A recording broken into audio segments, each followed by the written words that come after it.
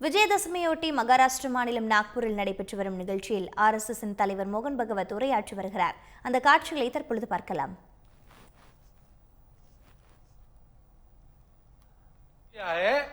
कि कोई नशीली दवा जो नहीं लेता उसको पिछड़ा माना जाता है.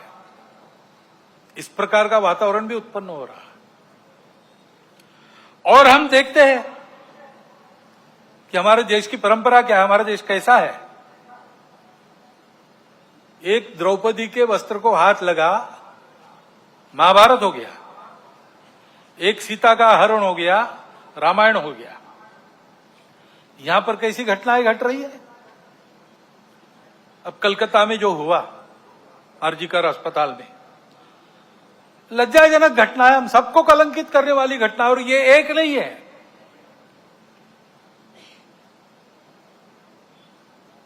घटनाएं होती है, उसका नियंत्रण वगैरह करना. जैसे वहां खड़े हो गए समाज के सब लोग डॉक्टर लोगों के साथ, घटना होने ही नहीं देना, इसलिए चौकन्ना रहना चाहिए, सुरक्षा देनी चाहिए. परंतु होने के बाद भी वहां जिस प्रकार से टालमटाल का प्रयास हुआ, अपराधियों को संरक्षण देने का प्रयास हुआ, जो अपसंस्कृति फैली है उसके साथ अपराध और राजनीति का जो गठबंधन हो गया है, उसके ये परिणाम है. हमारी सांस्कृतिक देन है ये दृष्टि जो कहती है मातृवत परदारेश, पराई स्त्री माता समान है, जिनसे प्रबोधन प्राप्त होता है परिवार में, अपने परिवार के जनों से प्राप्त होता है और माध्यमों के द्वारा जाने अनजाने समाज इनसे ग्रहण करता है. वहां यह भान रहना चाहिए कि हम क्या परोस रहे. वहां अगर इसका भान नहीं रहा, इन मूल्यों का तिरस्कार हुआ,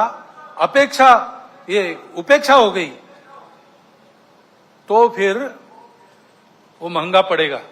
और इसलिए वहां पर इसका भान रहे और मूल्यों का प्रबोधन हो, इसके लिए हमको व्यवस्था करनी पड़ेगी.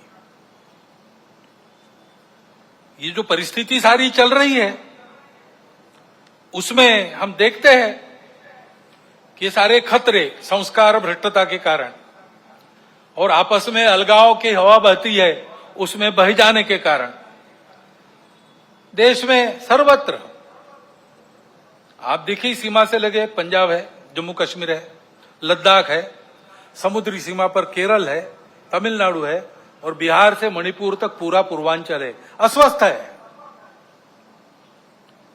मूल कारण यही है.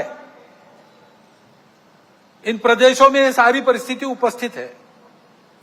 और फिर ये भी हम देखते हैं कि कट्टरपन को उकसाकर उपद्रव किए जाते हैं, ये भी परिस्थिति है. बहुत सारे असंतोष के कारण इतने बड़े समाज में हो सकते हैं. ट्रैफिक जाम हो गया तो वो भी असंतोष का कारण बनता है.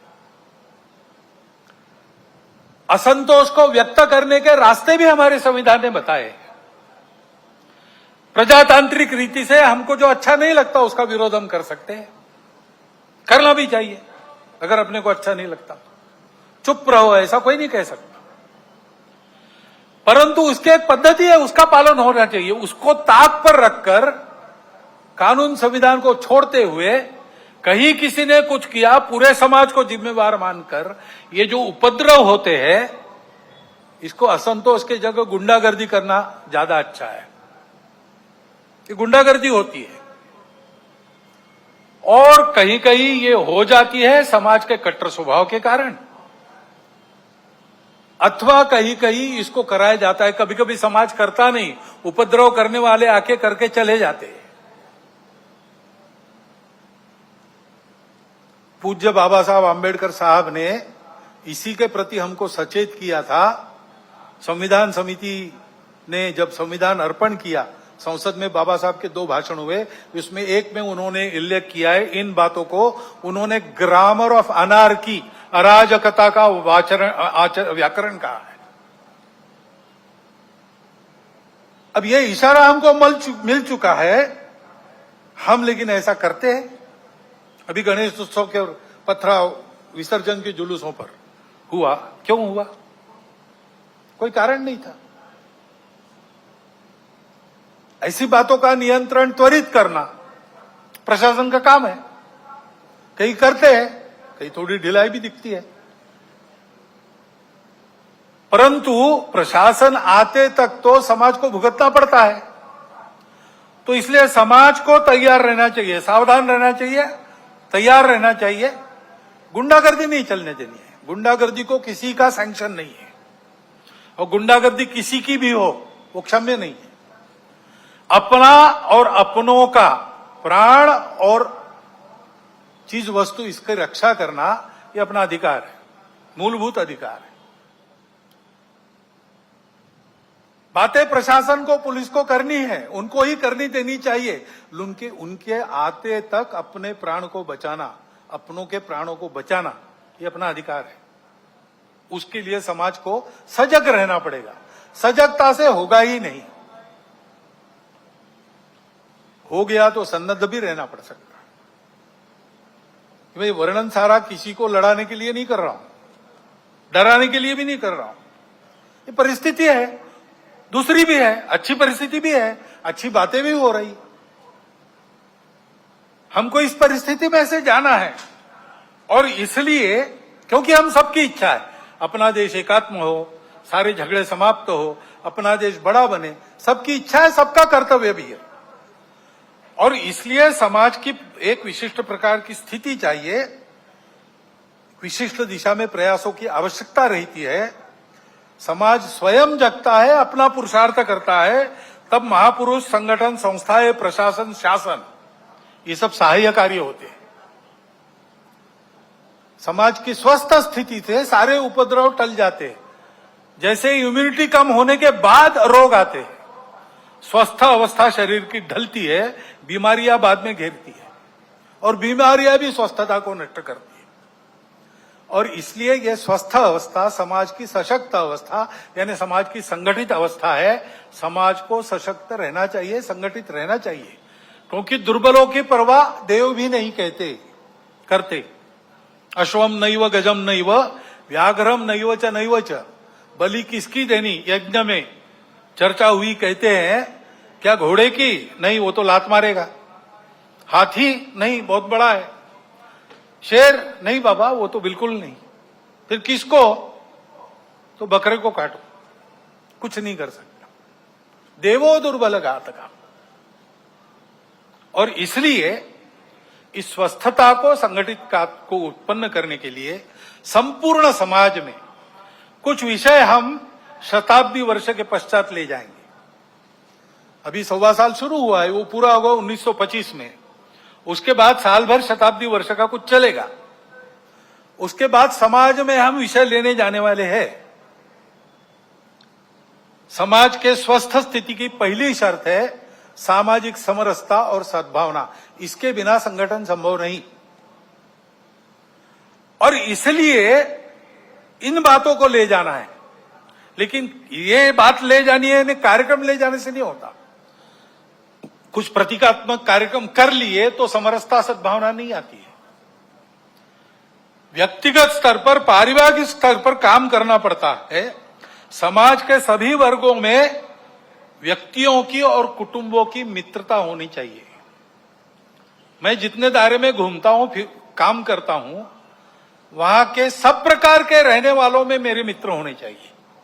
मेरे परिवार के मित्र कुटुंब वहां सब प्रकार के रहने वालों में होने चाहिए। भाषा विविध है, पंथ संप्रदाय विविध है, खान पान रीति रिवाज सब अलग अलग होने के बाद भी ये कुटुंबों की और व्यक्तियों की मित्रता, यही समाज में समरसता लाती है।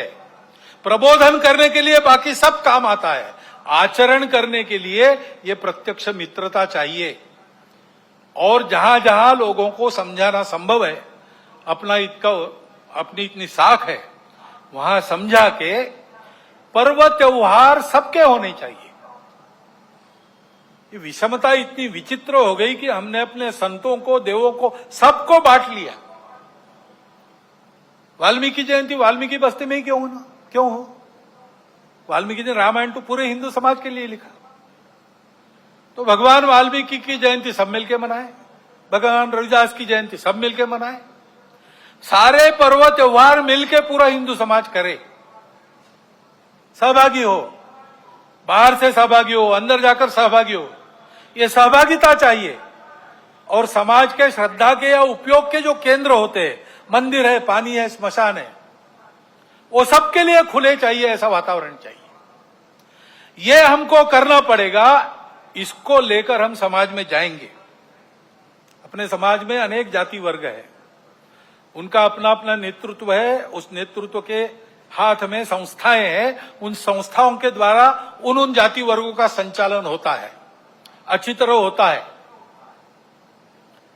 ये सब जाति वर्गों के जो मुखिया लोग हैं, वो अगर नीचे खंड स्तर तक, ब्लॉक स्तर पर एकत्रित आए और आपस में बताए कि अपने जाति के उत्थान के लिए उनको समय के हिसाब से ठीक प्रकार का प्रबोधन, क्या क्या खतरे हैं समाज जीवन में, उससे अपने आप को कैसे बचाना, इसके बारे में जानकारी, देश दुनिया में क्या चल रहा है इसकी जानकारी, ये हम अपने समाज में कैसे देते हैं, उनका जीवन अधिक उन्नत हो, अधिक संस्कार वाला हो, भौतिक दृष्टि से सुखी हो, क्या क्या कर रहे हैं, आपस में शेयर करना, बताना, कल्पनाएं मिलती है अन्य लोगों को प्रयास करने के लिए।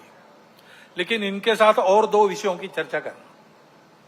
अपने अपने जाति वर्ग के लिए हम ये सब कर रहे हैं, बहुत अच्छी बात है, परंतु हम सब मिलकर अपने उस खंड में समाज की कौन सी एक समस्या है जो हम उठाकर अपने बलबूते उसको ठीक कर सकते हैं। पूरे समाज की कोई समस्या, हर 2 महीने बैठते तो 2 महीने में एक कोई समस्या उठाकर उसको ठीक करना, सबने मिलकर तय करना, इसको हम हाथ लगाएंगे, इसको हम ठीक करेंगे।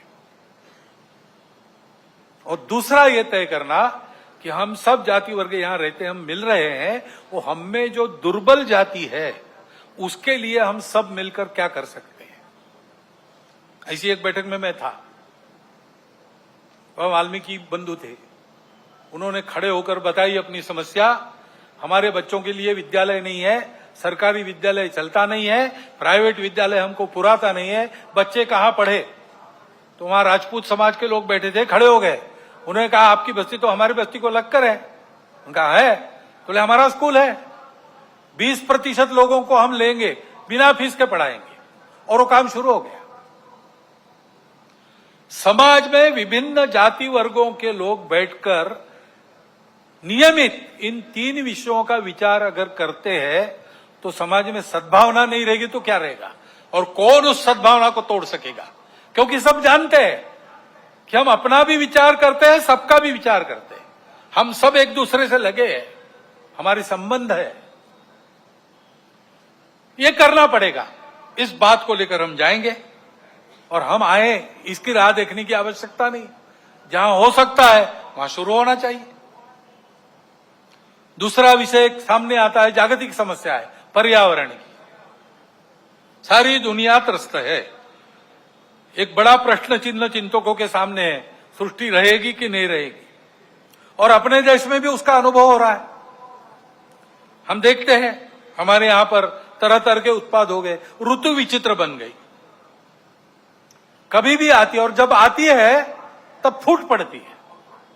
वर्षा नहीं होगी तो मुंह तक में छाले पड़ जाएंगे, इतनी गर्मी, और होगी तब छालों सहित सबको बहा ले जाएंगे। ये विचित्र तीव्रता ऋतुओं की उत्पत्ति हो गई है। ये सब होता है, इसका कारण क्या है? इसका कारण पर्यावरण के बारे में एक अधूरी दृष्टि पर चलना है। अब सारी दुनिया इसको अनुभव कर रही है और इसलिए उस दृष्टि को बदलने का प्रयास भी सर्वत्र हो रहा है। अपने देश में भी उसकी बात तो हम करते हैं, परंतु उसी दृष्टि को लेकर हम भी चले, दुनिया का अंधा अनुसरण किया, और इसलिए हम देखते हैं हमारे यहां भी वो उत्पाद हो रहे हैं।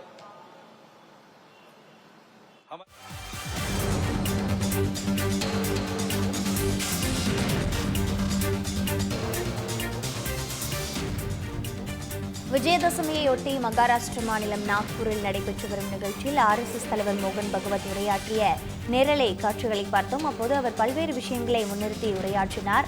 இதுகுறித்தான முழு விவரங்களையும் பின்வரும் செய்திகளில் பார்க்கலாம்.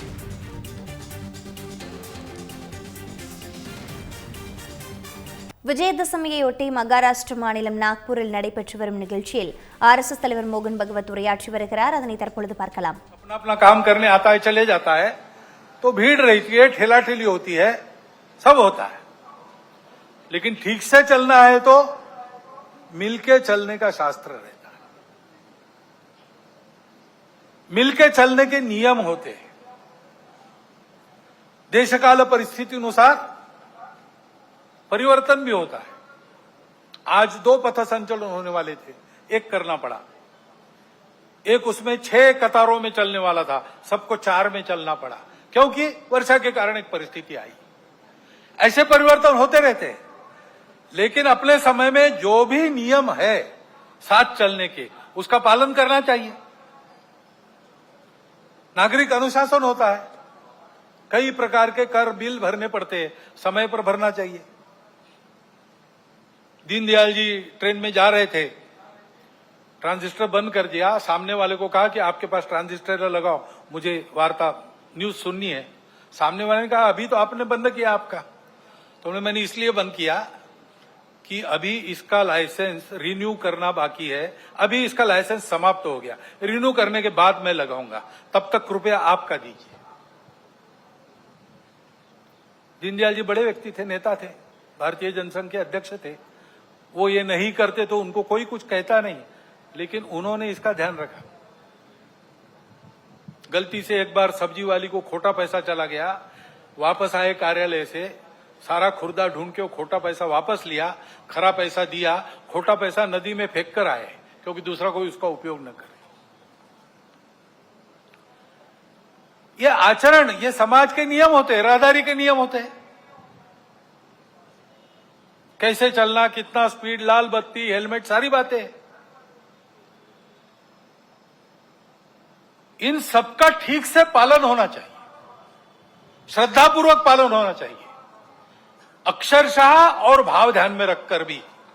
और ऐसे ही अपने पूरे देश को एक चलने का अपना अनुशासन है, अपना संविधान।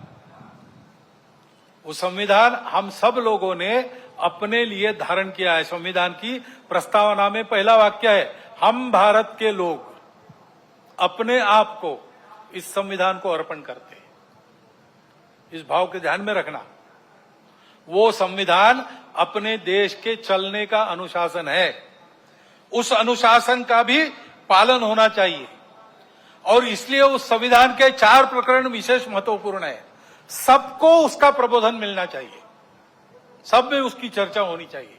एक तो संविधान की प्रस्तावना है, दूसरा संविधान में मार्गदर्शक तत्व है, संविधान में मूलभूत कर्तव्य है, और संविधान में मूलभूत अधिकार है।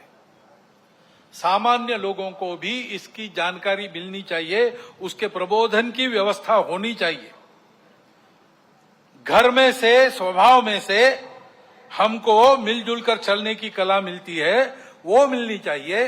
वो पारस्परिक व्यवहार का अनुशासन, परस्पर व्यवहार में मांगल्य, सद्भावना, भद्रता, और सामाजिक व्यवहार में देशभक्ति और समाज के प्रति आत्मीयता के साथ कानून संविधान का निर्दोष पालन, ये सब मिला के व्यक्तिगत और राष्ट्रीय चारित्र्य बनता है। देश की सुरक्षा, एकात्मता, अखंडता व विकास के लिए यही 2 पहलुओं महत्वपूर्ण है। इनका त्रुटिविहीन और संपूर्ण होना आवश्यक है। इसलिए सजगता और सातत्य के साथ इसकी आदत लगानी चाहिए। आदत की बात है, समझते सब है, करने की आदत जो पड़ी है उसको बदलने की बात है। इसलिए हमेशा सतर्क रखते एक एक कदम पर, इसमें, इस चौखट में मैं ठीक चल रहा हूं कि नहीं, ये देखना चाहिए। और ये आचरण सतत ऐसे होता है, उसकी प्रेरणा है स्व की प्रेरणा। स्वदेशी हम कहते हैं। ये स्व क्या है? अध्यक्ष जी ने उल्लेख किया, हम कौन है, कहां से आए, कहां जाना है। इसके आधार पर हमारे पूर्वजों ने एक सत्य को प्राप्त किया। उस सत्य के आधार पर हमारे कुछ मूल्य बने, जिनको धर्म कहते हैं। सत्य, करुणा, शुचिता, तपस, इस चौखट में जो बैठता है वो धर्म है। धर्म भारत का स्व है, रिलीजन नहीं। रिलीजन अनेक है। सब रिलीजन के पीछे जो रिलीजन है, उसके पीछे जो आध्यात्मिकता है, religion on the top of religion ऐसा कहते हैं। वो धर्म, वो भारत का प्राण है, वो हमारी प्रेरणा है, उसके कारण हमारा इतिहास बना है, उसके लिए हमारे बलिदान हुए। देखिए अपना पूरा इतिहास, आपको पता चलेगा कि भारतवर्ष में जो कर्तृत्व हुआ है वो धर्म के कारण हुआ है। भारतवर्ष में जो संघर्ष हुआ है वो भी धर्म के लिए हुआ है। उसको ध्यान में रखना, उसकी पहचान, स्पष्ट स्वरूप ध्यान में आना चाहिए। हम कौन है, उसके नाते हम कहे जाते हम सब हिंदू है, क्योंकि उस धर्म को जो शाश्वत है, सनातन है, सृष्टि के साथ अस्तित्व में आया है, सबको है, सबका है। हमने खोजा नहीं है, हमने दिया नहीं किसी को, हमने पहचाना केवल, इसलिए उसको हिंदू धर्म कहते हैं, जो वास्तव में मानव धर्म, विश्व धर्म है। वो हमारा स्वत्व है, उस स्वत्व के आधार पर चलना, छोटे छोटे व्यवहार भी उसके आधार पर करते हैं। उसके गौरव के कारण स्वाभिमान उत्पन्न होता है, और स्वाभिमान हमको बल देता है आगे बढ़ने का। और इसलिए उस स्व के आधार पर छोटे व्यवहार भी करना, जो हम अपने घर में बना सकते हैं, बाजार से नहीं लाना। बाजार से लाना है तो इसलिए लाना कि किसी का रोजगार उस पर चलता है। जो अपने देश में बन सकता है, बाहर से नहीं लाना। देश में नहीं बनता, उसके बिना काम चल सकता है, चलाना। बाहर से लाना ही है, जीवन आवश्यक है, देश में नहीं बनता तो ठीक है, फिर लाइए। देश का जो व्यापार चले, अंतर्राष्ट्रीय व्यापार में तो माल देना भी पड़ता है, माल लेना भी पड़ता है, वहां तो चलेगा, लेकिन वहां अपनी आवश्यकता के अनुसार अपनी शर्तों पर हम खरीदेंगे। सौदा पटेगा तब लेंगे, दबाव में नहीं करेंगे। अपने घर के अंदर अपनी भाषा बोलेंगे। घर के अंदर भाषा, भूषा, भजन, भोजन अपना होना चाहिए। भ्रमण करने के लिए जाते, सारी दुनिया में जाइए, कोई बात नहीं, अपने देश के भी स्थान देखिए, प्रेरक स्थान है, और अपने देशवासियों की स्थिति बताने वाले स्थान है। जाइए वनों में अपने।